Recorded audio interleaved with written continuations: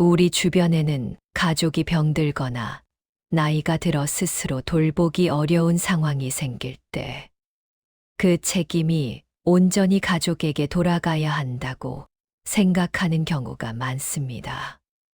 특히 오랜 시간 동안 환자를 돌보는 과정에서 느끼는 신체적, 정신적 부담은 정말 크죠.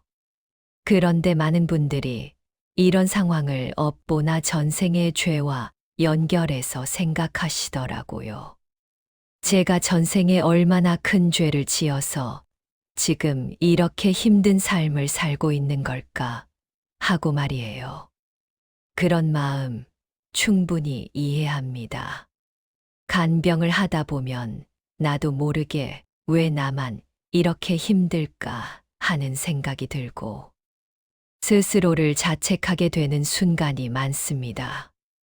하지만 중요한 점은 아픈 사람을 돌보는 것이 죄가 아니며 전생의 업보와 연결지을 필요도 없다는 것이에요.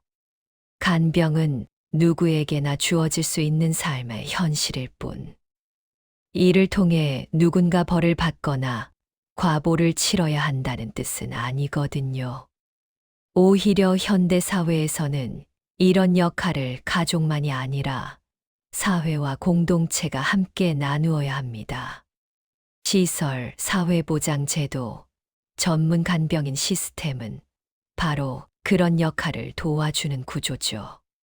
간병을 하면서 느끼는 심리적 갈등도 자연스러운 일입니다.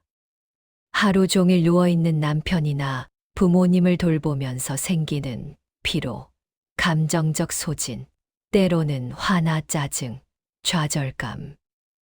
누구나 경험할 수 있는 감정이에요.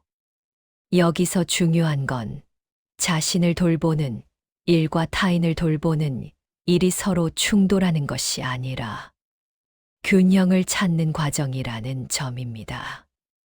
자신의 건강과 행복을 지키면서도 필요한 돌봄을 제공할 수 있는 방법을 찾는 것이 핵심이에요. 가족이 장기간 병석에 있는 환자를 돌봐야 할 때 시설을 이용하는 것이 포기나 배신이 아님을 기억하셔야 합니다. 시설에서 전문 인력이 돌보는 동안 가족은 휴식을 취하거나 다른 삶의 활동에 집중할 수 있어요. 단, 시설을 이용한다고 해서 책임을 방기하는 것은 아닙니다.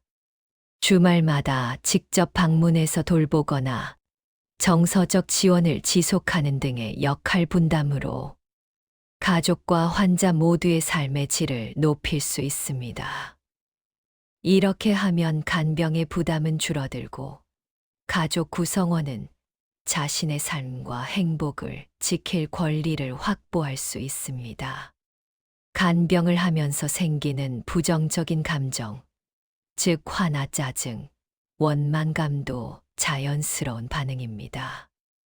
억누르거나 부정하면 심리적 부담만 커지거든요.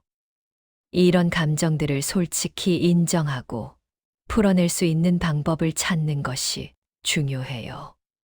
친구나 상담사와 이야기하기, 글로 마음을 표현하기, 명상이나 가벼운 운동 등은 감정을 정리하는 데 도움이 됩니다. 전생과 업보에 대한 고민도 마찬가지예요. 설령 전생에 빚이 있다고 해도 그것이 지금의 삶을 힘들게 만드는 이유가 될 필요는 없습니다.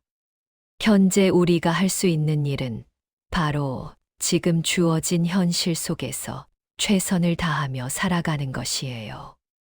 과거의 잘못이나 미래의 불확실성에 매달리기보다는 현재의 선택과 행동을 통해 삶을 개선하고 자신과 주변 사람들의 행복을 높이는 것이 핵심입니다. 즉, 전생의 빚보다는 현재의 삶에서 어떻게 조화롭게 살아갈 것인가에 집중하는 게 중요합니다. 간병의 현실에서 또 하나 분명히 해야 할 점은 아픈 사람도 행복할 권리가 있다는 사실이에요. 신체적 장애나 질병이 있더라도 그 사람은 존엄과 행복을 누릴 권리가 있습니다.